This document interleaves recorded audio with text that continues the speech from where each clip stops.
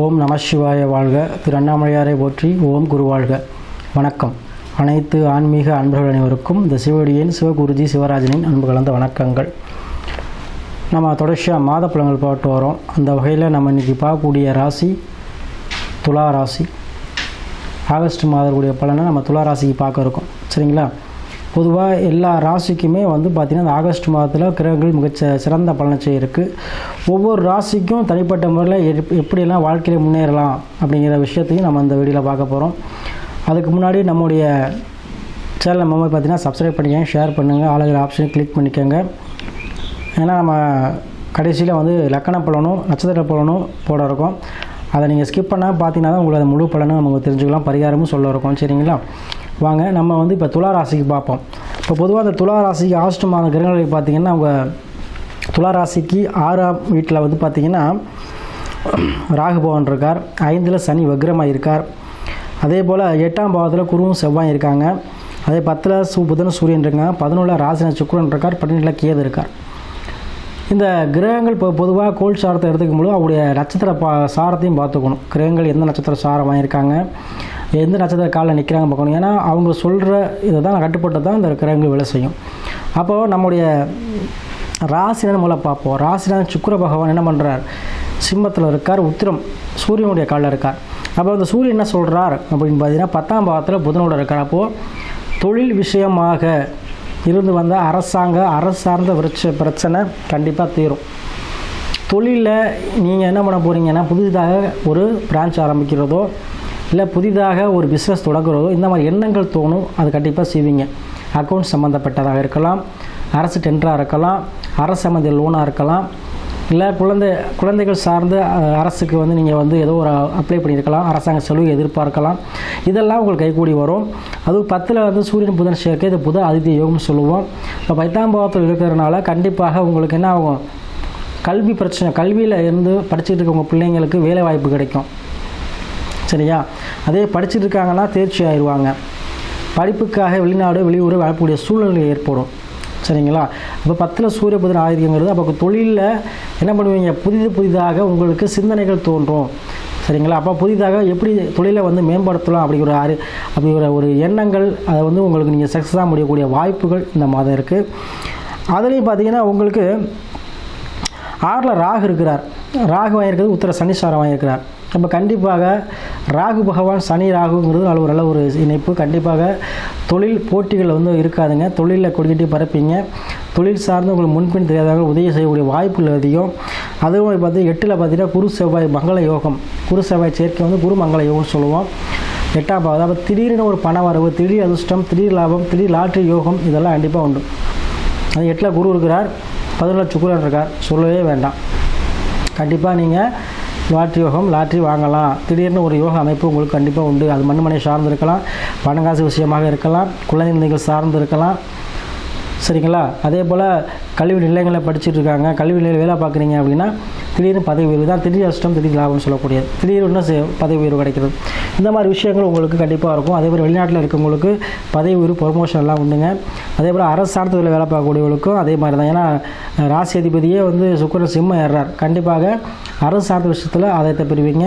வண்டி வாகன சேர்க்கைகள் உண்டு. வண்டி வாகனம் வாங்கக்கூடிய அமைப்புகள் கண்டிப்பாக அந்த மாதத்தில் உங்களுக்கு இருக்குது.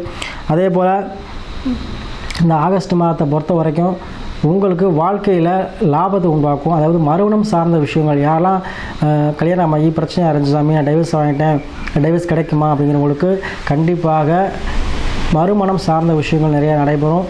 அதே போல் கோர்ட்டு கேஸ் பிரச்சனை உங்களுக்கும் கண்டிப்பாக அதில் உங்களுக்கு சக்ஸஸ் ஆகக்கூடிய தன்மையை கொடுக்கும். அதே போல் 6ல் சனி 5ல் சனி வக்கரமாக இருக்கா. அப்போ பூர்வீகம் சார்ந்த விஷயத்தில் கண்டிப்பாக இருந்து அந்த பிரச்சனைகளும் உங்களுக்கு தீரும். பூர்வீகத்தில் சொத்து பிரிவினை, உங்களுக்கு கிடைக்க வேண்டிய பாக பிரிவினைலாம் கண்டிப்பாக உங்களுக்கு சேருங்க. பயப்பட வேண்டாம். அதே போல் 12ல் கேது இருக்கிறார். கண்டிப்பாக இடமிட்டு செல்வது உங்களுக்கு மிகச்சிறந்த ஒரு வாய்ப்பை பெற்றுத்தரும். அதே போல் உங்களுக்கு புது ஆதித்ய யோகம், குருமங்கள யோகம் 2 யோகங்களும் இந்த மாதம் கண்டிப்பாக வருது. அப்போ இந்த யோகத்துங்களே அனுபவிக்கக்கூடிய வாய்ப்பு இந்த துலா ராசிக்கு உண்டு. ஏன்னா துலா ராசிக்காரங்க எப்போவுமே ஒரு புண்ணிய கூடியவங்க, தொழிலில் சிறந்து விளங்கக்கூடியவங்க. சரிங்களா? அதீதமான பிரச்சனைக்கு போக மாட்டாங்க. அவங்க உண்டு வேலை உண்டு போயிடுவாங்க. அதே துலா ராசி என்பவர்களுக்கு கண்டிப்பாக இந்த ஆகஸ்ட் மாதம் அனைத்துமே ஒரு வாழ்க்கையில் இன்பமான மாதமாக அமையும். அதுக்கு முன்னாடி நான் சொல்கிறதெல்லாம் பொது பலன்கள் தான். உங்களுக்கு தனிப்பட்ட நபருக்கு ஜாதகம் சுய ஜாதகம் இருக்குது. லக்கணம் உயிர், சந்திரங்கிறது உடல், தசா புத்திங்கிறது தான் உங்கள் நல்ல நேரம். அப்போ உங்களுக்கு என்ன தசா நடக்குது, என்ன புத்தி நடக்குது, நம்ம என்ன முடிவு எடுக்கலாங்கிறத ஒரு வழிகாட்டுதல் அடிப்படையில் பண்ணிக்கோங்க. கண்டிப்பாக வாழ்க்கை எல்லாமே பெறுவீங்க. அதேபோல் நம்ம லக்கண பலன் சொல்லியிருந்தோம். இப்போ துலா லக்கணமாக இருந்தவங்க கண்டிப்பாக சுக்கிர ஆதிக்கம் பெற்றவர்கள். சுக்கிர ஆதிக்கம் பெற்றவங்களை பார்த்து எப்பவுமே மன மகிழ்ச்சியாக இருக்கக்கூடியவங்க, எதையுமே ஒரு புண்ணியோடு தாங்கக்கூடியவங்க. ஏன்னா அவங்களுக்கு யோக அதிபதியாக யார் வர்றா? சனி வர்றார். இப்போ துலா லக்கணத்துக்கும் சரி, ரிஷப லக்கணத்துக்கும் சரி சனி யோகக்கார். இந்த சரிங்களா? அப்போ துலா லக்கணத்துலேயும் ரிஷப லக்கணமாக இருந்தாலும் சரி, துலா லக்கணமாக இருந்தாலும் சரி, துலா லக்கணத்தை பிறந்தவங்க எப்போவுமே சனி யோகம், அதாவது பிறர் மூலமாக மக்கள் மூலமாக ஆதாயம் பெறக்கூடியவங்க. இந்த துலா லக்கணத்தை பிறந்தவங்க மக்கள் செல்வாக்கு இருக்கும். அதுக்கு அவ கீழே வேலை பார்க்கக்கூடியவங்க விசுவாசமாக இருப்பாங்க. துலாக்கத்தை பிறந்தவங்களுக்கு கண்டிப்பாக ஒரு அடிமை வேலை, எப்போவுமே வேலை பார்க்கக்கூடிய அமைப்பு, மக்கள் ஆதரவு, எல்லா ஆதரவும் உங்களுக்கு உண்டுங்க. 2ஆம் அதிபதியாக செவ்வாய் வருகிறார். கண்டிப்பாக மனை மூலமாக உங்களுக்கு 2ஆம் அதிபதியாகவும் 8ஆம் அதிபதி வரனால கண்டிப்பாக உங்களுக்கு அது நல்லா தான் செய்வார். மனை, அதாவது திடீர் வருமானம், உழைப்பில்லாத வருமானம் பெறக்கூடிய அமைப்பு இந்த சுக்கிர துலாக்கத்தை பிறந்தவங்களுக்கு உண்டு. 3ஆம் அதிபதியாகவும்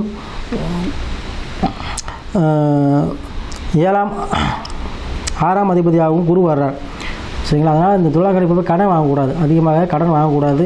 கடன் வாங்கினா திருப்பி அடையக்கூடிய சூழ்நிலை கொடுக்காது. அதனால் நீங்கள் கடன் வாங்குறத தவிர்த்துக்கணும். சரிங்களா? கடன் அதிகமாக வாங்கக்கூடாது துலாக்கணத்தை பிறந்தவங்க. அதே போல் 4ஆம் அதிபதி 5ஆம் அதிபதி சனி வருகிறார். அப்போ யோகக்கார் கண்டிப்பாக நல்லா தான் செய்வார்.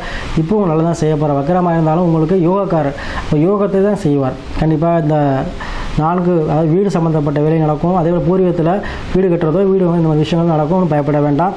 அதே போல் 7ஆம் அதிபதி செவ்வாய், அது வருமானக்காரர். அப்போ கல்யாணம் ஆன பிறகு உங்களுக்கு உத்தியோகம் வருமானம் நல்லா அமையும். அதனால் செவ்வாய் நல்லவர் தான் உங்களுக்கு.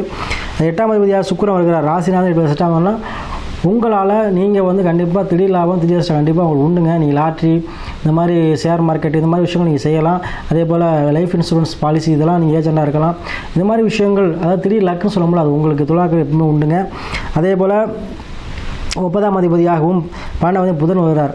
அப்போ கண்டிப்பாக உங்களுக்கு புதன் சார்ந்த விஷயங்கள், தரகு வேலை பார்க்குறது, இந்த மாதிரி வாய் சம்மந்தப்பட்ட பிளேப் நடத்துகிறவங்க, ரிஜிஸ்டர் பண்ணுறவங்க, இதெல்லாம் கூட துலாக்கு நல்ல யோகத்தை தராமல் புதன் நல்லா இருந்தால் உங்களுக்கு. அதே போல் 10ஆம் சந்திரன் வர்றார்.